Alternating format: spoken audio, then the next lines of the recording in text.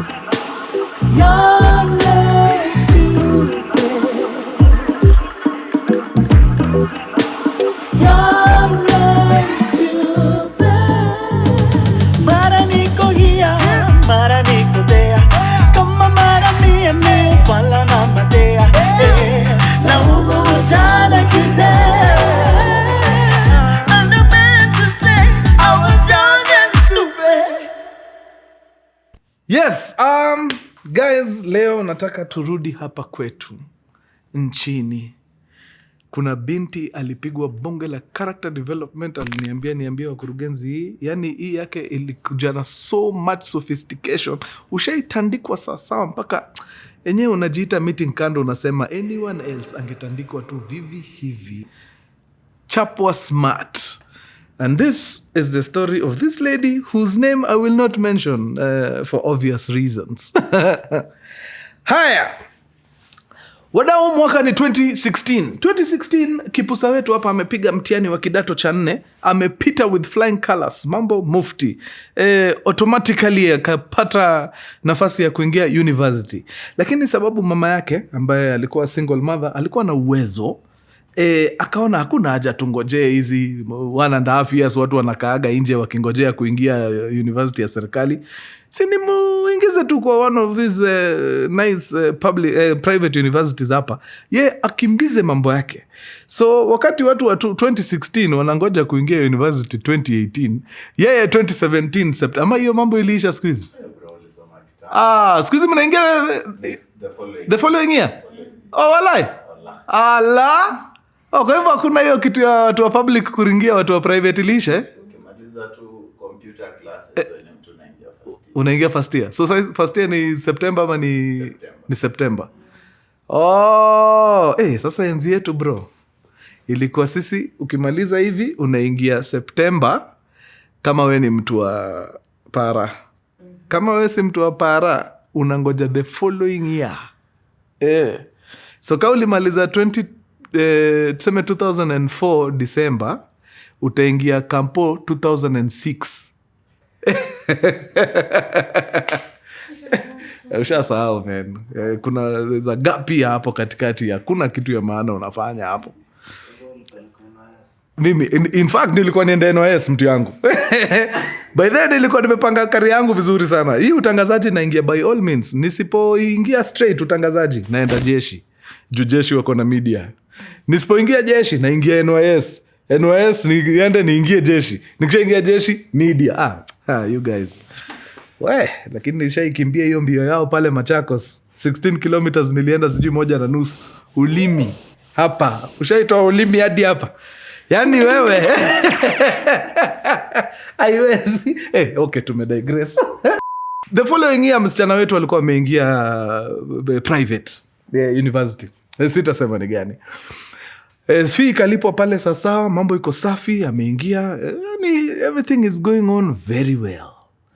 Tumetoka 2016 exam, tumeingia 2017, ameingia shule vizuri, amepiga hiyo mwaka imeisha. 2018 ameingia, amepiga vizuri, hakuna noma, hakuna tashwishi, hakuna mushkil, hakuna bugdha aina yoyote. Hii ni semester ngapi hii yenye inaanzaga hapa mwezi wa 5? Hapo ndio ngori iliingia. Hiyo ni semester ya September hadi mwisho January. Hiyo ni the 3rd semester. No, sorry, the second one around April. Kabla hiyo semi ishe vizuri, anakutana na mjamaa fulani maze. Katika hizi unajua pilika tu za hapa town kwenye street nini. Now I guess ilikuwa sikumbuki the details how they met, but somehow tu ili happen and they started becoming very good friends. Unajua wanaanza ku spend time pamoja nini. Huyu akiwa free hana darasa anatokea, wana meet, wanaenda cinema hapa na pale. Well, before long hii kitu ikaanza kukua ni serious.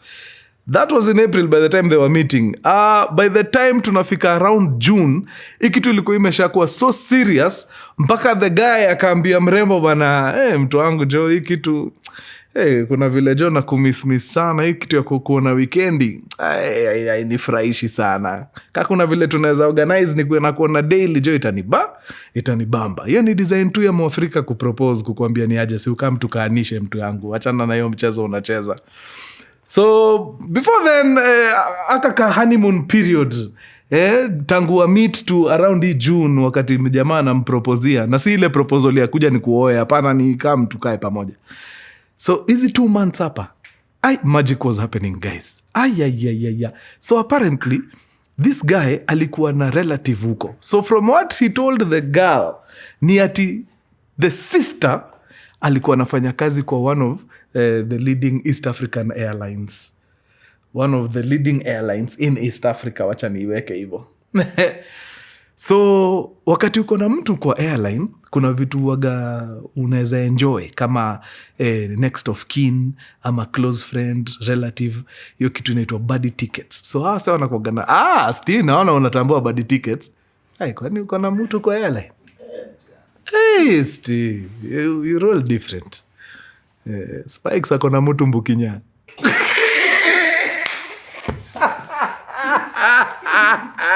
Usiwahi kula ngori town kama unatafuta basi ya kwenda Pukungu. We have someone, tuko na mtu. Now, but the tickets waga ni fiti sana. Design gani? Safari inaweza kucost 60,000. Mchezo unaweza jipata umelipa like a fifth of the thing. A fifth of 60 G's ni 12K. Yeah. Like unaweza jipata umetoka hapa, umeingia Kigali na the same fare mtu anaenda Kakamega atalipa. Naona mko na airstrip siku hizi mtu ama ni airport. Hey, mna you are rolling different, guys. Spikes kama ushago sasa unaenda na ndege yenyewe umetoka mbali. So hiyo kitu ilikuwa inapatia umse bonga points mbaya sana. Juu wanaweza boeka hivi weekend mbili kidogo usikie ni aje. Si tuingie hapa mazee kiasi, tuingie Kigali kidogo tucheki rada ni gani, tuingie Dar es Salaam kidogo tuone rada ni gani. Kwani Addis nikina nani wanafaa waende kama sisi? Yani hiyo ndio ilikuwa rotation, Kigali, Addis, Dar, Nairobi. Kigali, Addis, Dar, Nairobi. Maisha safi. So by the time tunafika June, imekuwa ni 2 months ya maraundi na soft life vile inafaa. So vile huyu jamaa around June mwisho anaambia Mresh, mtu wangu Jo, kuna vile unakaa mbali na mimi sana Jo, na sisikii fiti. Si wachane na hiyo mambo ya hostel, ukam tukaage hapa. But mrembo, sababu ni mrembo, amelelewa na maadili mazuri nini, anapiga hiyo sababu anaona hapana. Already tushalipia hii hostel mpaka mwisho wa semester. Nikiachia katikati hiyo si ni water waste. Halafu pia kukaa na ndume hiyo si inaweza leta something. So comment yake anajiambia hiyo proposal ni deadly, but hiyo itabidi nikuwe na time, nijiite mkutano nifikirie, sababu sitaki kumake a rush decision. Yeye anajiambia hivyo, shetani yako hapa kando anakata jaba yake bila pressure. Akasikia ile ujinga huyu msichana anataka kuenda kusema, akatema jaba very fast. Akauliza huyu mrembo, are you out of your mind? Uko na shida, uko na upungufu hapa. Manake wewe umeona vile hizo 2.5 months tumekuwa tukiishi wewe? Ujaona hiyo sherehe vile tumekuwa tukitandika? Sasa kama tumekuwa tukikula sherehe hivyo na tunaishi mbali, je, tukikaribiana na huyu mtu, hii Nairobi itatuweza kweli? Sherehe tunaenda kuitandika vile inafaa. In fact, sherehe inafaa ipigwe intro ile design ya naitwa shetani mtukazi.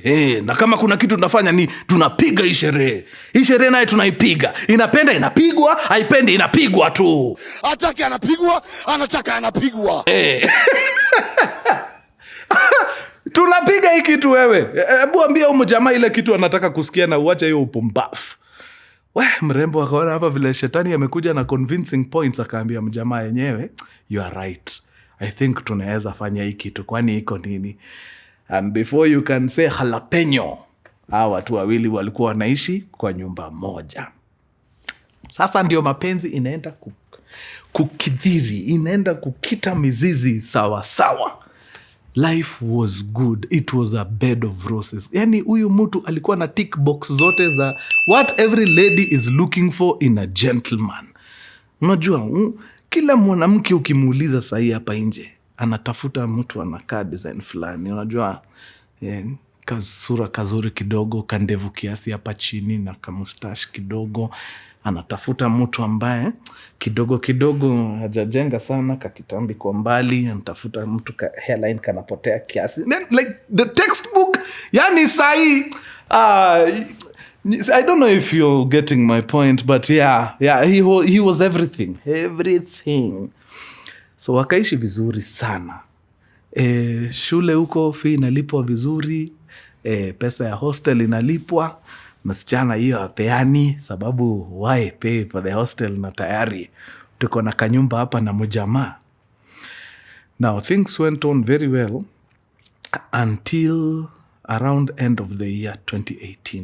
After wamekaa pamoja for half the year. No, actually beginning of end of 2018.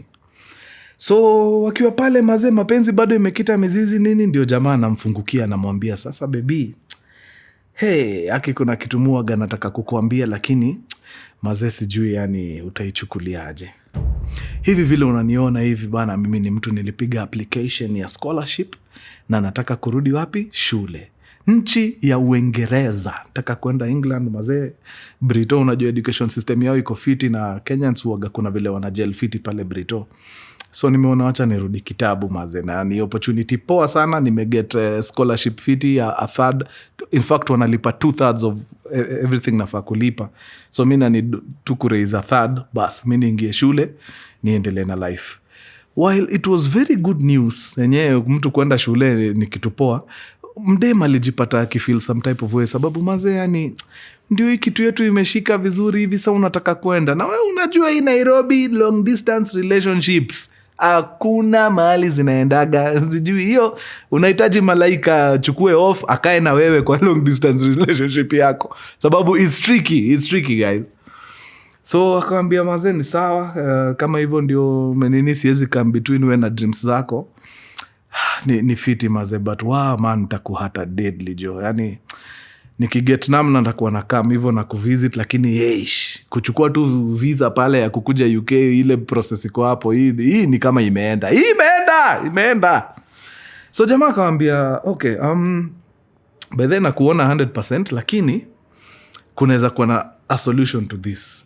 Kama uko willing kukata nini zako hapa, study zako hapa, na to apply for the same course majuu, uende huko on scholarship, hiyo ni kitu inaweza happen very fast. Mimi hata ikunichukua a lot kuget scholarship.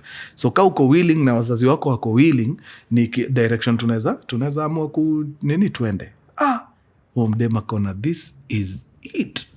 But sasa ni noma, nikienda pale kwa mzazi niseme huyu ndume ameniambia kuna vile tunaweza enda kusoma majuu, itachoma. So ikakuwa huyu mrembo ahandoli kila kitu peke yake. So mresha kaenda home, akaambia mama yake, remember ni madhe ni single, so ni yeye tu na madhe.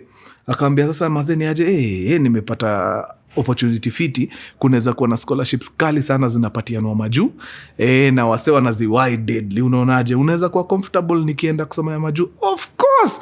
Mama yake anasikia hivyo, anasikia nani hataki mtoto wake aende England kusoma? Hiyo kitu inaweza sana, lakini lazima tu apply na wewe step by step. Akawambia sawa, tuta go through the process pamoja, let's apply for this thing mazee, inshallah hii kitu ikigo through tumepona, twende tukasome majuu. Sawa. So mrembo akatisha ma details hapo kutoka kwa jamaa wake akamwambia akamtumia email fulani hapo ya hiyo shule, scholarships at this certain school I think com or something. So akaenda akapatiwa email address, akaandika email fiti, akaambiwa jieleze fiti nini, sema kile unataka nini, kuna watu wata respond wa kuguide sasa mali unafaa uelekee. So akaingia kwa hiyo email, akatype vizuri sana, akajieleza, akasema vile wanakula ngori na mzazi, wanahitaji hiyo nini, wanaweza changa harambee wa raise hiyo 1/3 au wakipata hiyo 2/3 scholarship iko sawa, mambo mufti. Akaandika email safi sana na akarespond, akatuma. After around 3 weeks maze akapata response pale kwa ile email, ameambiwa nini, tumecheck history yako nini iko sawa, kuna paperwork lazima ujaze nyingi sana za 12 ndio hizo. Make sure umefill out kila kitu vile inafaa. Jaribu kukuwa as honest as possible. Kitu yote maze tukiona iko off itakucost, so fanya vile umeambiwa ufanye hapo. Akadownload hizo makaratasi zote, ni kujaza kuscan kurudisha, kujaza kuscan kurudisha, yani paperwork deadly. Akajaza kila kitu vipoa, wakaipitia na madhe, kila kitu iko sawa, nini, wakari-upload kila kitu, wakaituma wapi? Kwa hiyo email wamenini, na ikaenda vizuri kabisa, kila kitu safi. Hasa ikakuwa ni nini? Waiting game. Tungoje tuone, ni kucross fingers tu. Kungoja hii time yote, yeye na chali yake mazee, maisha safi, maisha London. Anapiga tu malapo, akichoka kukula kamande kwa nyumba, wanaamkia Masai Mara. Maisha safi. So after kitu kama another 2.5 weeks, wakapata barua mazee. Guess what? Congratulations. You have been selected for partial scholarship. Yani furaha ilioje mazee. Of course kufikisha news kwa mother mazee, kwanza wakapiga magoti, wakaomba, wakashukuru mazee, God ame come through. Msichana sasa anaenda England kuongeza maarifa pale. So pale kwa kila semester I think ilikuwa inalipwa around 1,800 pounds. So kwa mwaka hiyo ni 1,800 times 3, hiyo ni 5,400 pounds. 5,400 pounds miaka 4, piga hiyo hesabu. Kwa hiyo hesabu yote divide by 3. Au wako required kulipa only 1/3 ya the total tuition fee. Hiyo pesa kwa huyu single mother ilikuwa ni pesa anaweza i-access vizuri sana. Like 1/3 of the total. Si 1/3 of the year, 1/3 of the total. So akaambia na hapo mazee, si kitu juu opportunity ime come through na hakuna mtu anajua kesho. Leo tunaweza kuwa tuko na hii pesa, kesho kitu happen to ikose. So mimi nikaulizwa kama mama yako mzazi, wacha tupate total yote for the 4 years, then tufanye hiyo hesabu, tuangalie 1/3 ya the 4 years ni how much. Acha tupige hiyo hesabu hapa na nyinyi. Kama mwaka moja ni tumepata ni 54 times 4 inakuja ngapi? Hiyo ni 20,000. No, is it 22,400? 22,600. 22,600 divide by 3. Imekataa ya madi calculator, imekataa. Ni 216. 216 times 4. Ni 216. Sasa hiyo hesabu yote piga divide by 3. 7,200. So 7,200 pounds. Piga hiyo hesabu ya 7,200 pounds na tuipatie rate fiti. Ipige rate ya 120. Piga 7,200 times 150. Tuone hawa watu walituma huko pesa ngapi. Times 150. 72. 1,080,000. Correct. Juu mresha kiniambia nasema in total walituma something around 1.2 million Kenya shillings. So hapo inaonyesha ni hesabu yangu ya rate ndio sijaipata fiti. I guess rate maybe ilikuwa juu. Now, hiyo pesa wamegather vizuri sana. Ni pesa mama yao kuipata haikuwa ati ni ngori sana. So pale kwa ile email vile ilikuwa imekuja, walikuwa wameambiwa wakiwa ready to proceed, kuna hizo account details na nini. Actually story ya admission. Story ya admission, jue nini iko required, nini, waka go through your letter yote ya admission, nini. Wakaona sawa. Now, pale kwa email, kuna mahali inasema, as tunashughulika na hii story ya visa, mkiweza kuwekelea hii pesa ya tuition nini, tunaweza watumia hiyo barua ya acceptance na itakuwa very easy for you kujitetea nayo pale kwa embassy. Like kuna barua sisi tukiwatumia embassy hata wanaga maswali, wakiona tu hivi ni immediately. Ukienda embassy useme ndio tunaenda kutafuta shule, mnaweza sumbuliwa upate mmechelewa. By the time mnakam kupata hiyo opportunity ya kufika, time imeenda sana. Lakini mkiingia pale mseme ndio hii barua tumechukuliwa nini na already tusha commit, tushatuma do fulani pale, mambo yenu ni chap ni nywe. So kila kitu mnahitaji iko hapa, account details ndio hizi hapa chini, mnaweza deposit hiyo samo. We will send you some documents zenye mtaenda mpresent uko kwa embassy ya UK. Bas, mambo mzuka. na kuambia hiyo pesa ilitafutwa haraka faster, ikawekelewa pale, account details ziko hapo, wakatuma hiyo pesa very fast. Sasa ikakuwa ni tungoje wale watume zile dokumenti, hizi documents tuingie nazo embassy ya wapi?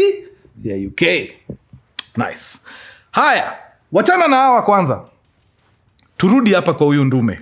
Huyu Ndume si ndio aliorganizea watu kila kitu nini? Ni sababu gani? Sababu yeye alikuwa ameapply before hao, mambo yake ilikuwa ishakuwa safi, anangojea kuenda. Sasa umefika ule wakati wa kuanza kupanga safari ya kufanya nini? Ya kuelekea UK. So ameambia mresho wake hapa, mazee, mahali tumefika at this point, mambo iko sawa. Nyinyi wewe ukikam utanipata mbele. Hiyo it's guaranteed you are coming. So mimi I have to go. Juu mimi nini yangu ilikam kitambo, so lazima nichangamke. But before I leave for the UK, lazima niingie nimalizane na family pale Kigali, juu si unakumbuka relative wake fulani anafanya na some airline huko, so mambo aone, kila mtu aone watu wake huko ndio achangamke. So ikakuwa ni sawa. In fact, Mresh akampiga push teke mpaka kwa airport, wakaambiana sweet nothings hapo kwa airport, wakingojea time nini, na time ya boarding ikafika, akaenda akabusu mpenzi wake kwa heri na akaelekea kwenda kuona relative. Agreement ilikuwa mambo yenu ikiiva, wewe utanipata tayari wapi? Kule nisha settle, sababu we are going to the same institution, so utanipata hata nisha lay groundwork huko nini, nisha kuintroduce kwa watu wa smocha, najua mali wako wewe ukikamu huko, mambo ni mufti. Mambo sawa. Na mjamaa akaingia ndege yake na akaishia. Let me tell you, that time in 2018 was the last time huyu msichana aliwahi ona wala kusikia huo mjamaa maisha yake yote. To date, as we speak, hajawahi muona tena. Now, waiting game ndio hiyo imeanza mazee. Hii barua haikuji. Usually ilikuwa inachukua wiki 2, wiki 3. Now tumepita, tumeenda, tuko karibu mwezi ya 2 inaenda kuisha, ya 3 inaenda kuanza. Hawa sea waongei ni noma. Haya, that's number 1. Number 2, yule mjamaa amekata communication. Haongei, hajulikani kama bado ako Kigali ama alishaenda US huko, I mean UK. Noma, ilikuwa ni hali ya sintofahamu. So the first order of business ilikuwa kujaribu kufind out ni nini mbaya, mbona ile nini imechukua time sana hivyo. So wakarudi kwa ile email, wakatext pale ni aje nini, just checking to confirm whether we are still on nini, the thing has taken a bit of time, which is unusual, so tunataka tu tujue form ni namna gani. Of course no reply. Kidogo mazea sawa na shindo. Nini tumekuwa tukifanya nini poa vizuri, tumefanya process yote vile inafaa kila kitu, then all of a sudden haso wanaenda mute. So ndio huu mother siku moja mazea kishare tu na rafiki, akamwambia jo kuna kitu tuli-apply for my daughter. Na hawa say all of a sudden wamego silent, na tayari tulikuwa mpaka tushatuma a fraction of the school fees, sababu walikuwa wanapatia mtoto wangu partial sponsorship scholarship. Akamwambia hebu ni cheki ni wapi mna communicate. Akampatia hiyo email address, akamwambia hiyo website mlikuwa mnajazia ni gani? Website. Si tulipatiwa email address, tukaambiwa tuongee nao, wakarespond, hata walileta paperwork mob, nikakuonyesha paperwork walituma. Noma.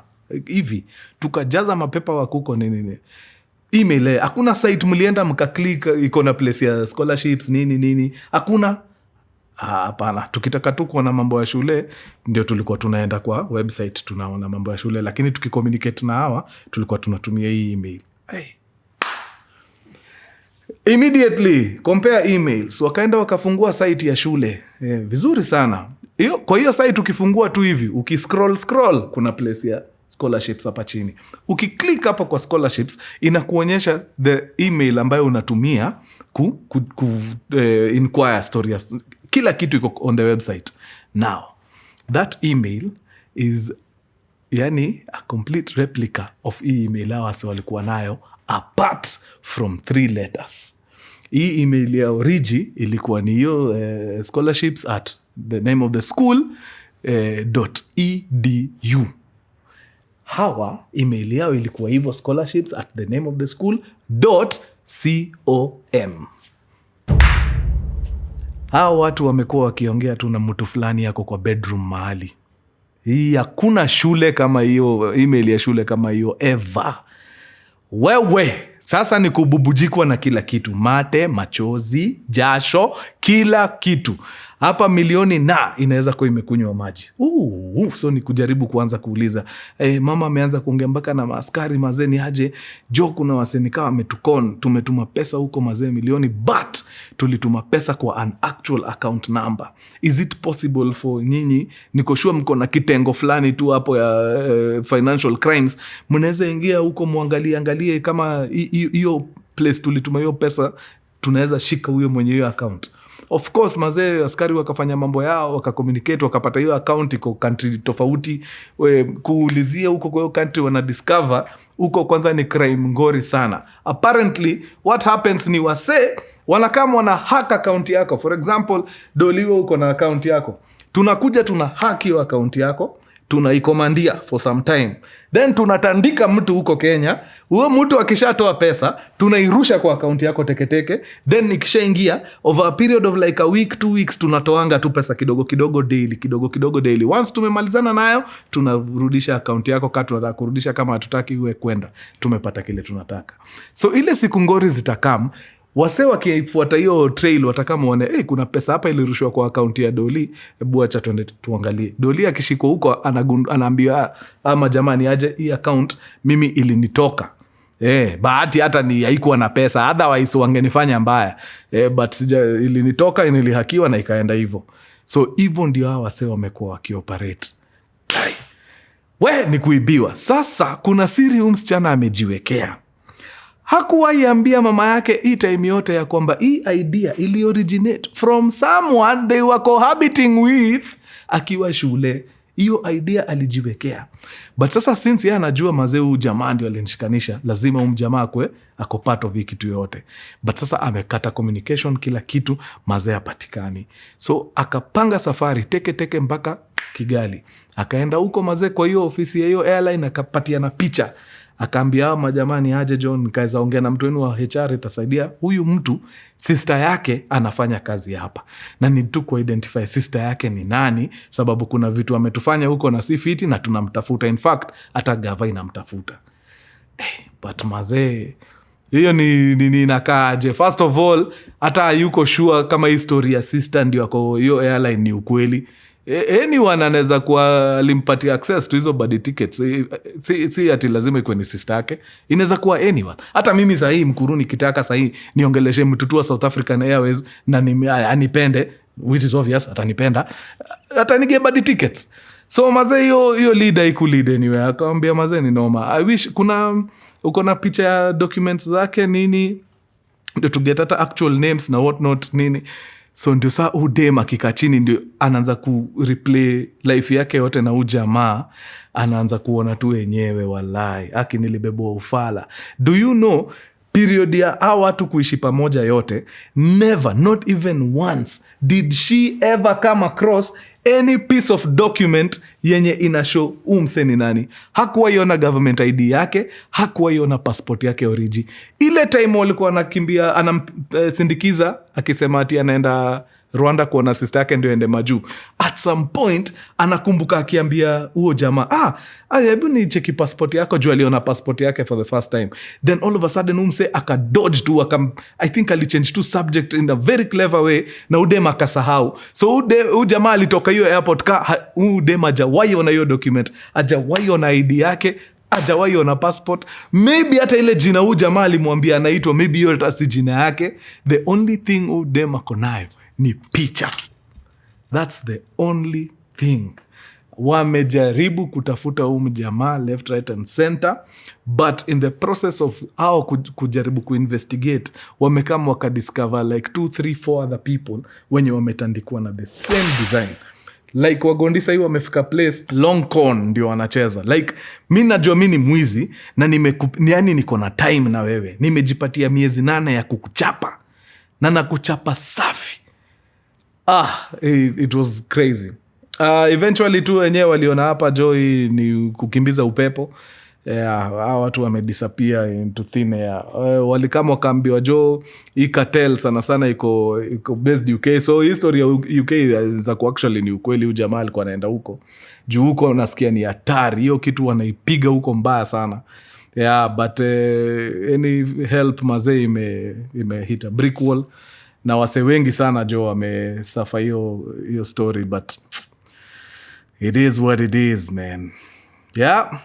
So mkurugenzi alisema jo niwachapie jo niwaambie hizi story ya kuingia ma relationship alafu kidogo kidogo story ya pesa inaanza kuwekwa kwa meza, jihadhari sana. Watu hapa wamejitolea kuchapiana and they are willing to spend as much time as possible kuhakikisha wameenda na what they want. Afadhali mtu akae na wewe mwaka mzima, lakini na wewe akimalizana na wewe utafurahia. Na hapo ndio tunafunga kipindi wadau.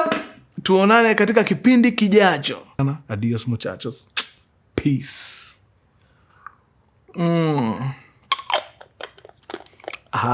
Unajua mazee nimemaliza story.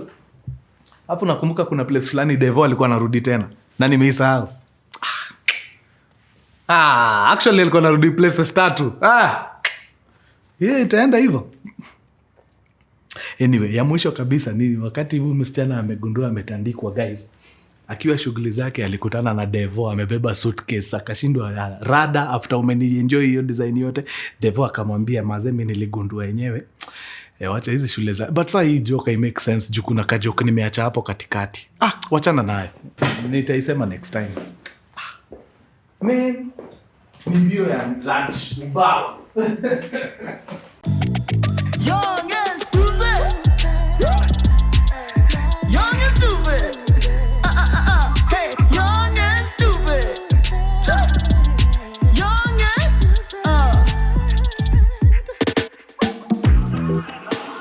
young and stupid. Young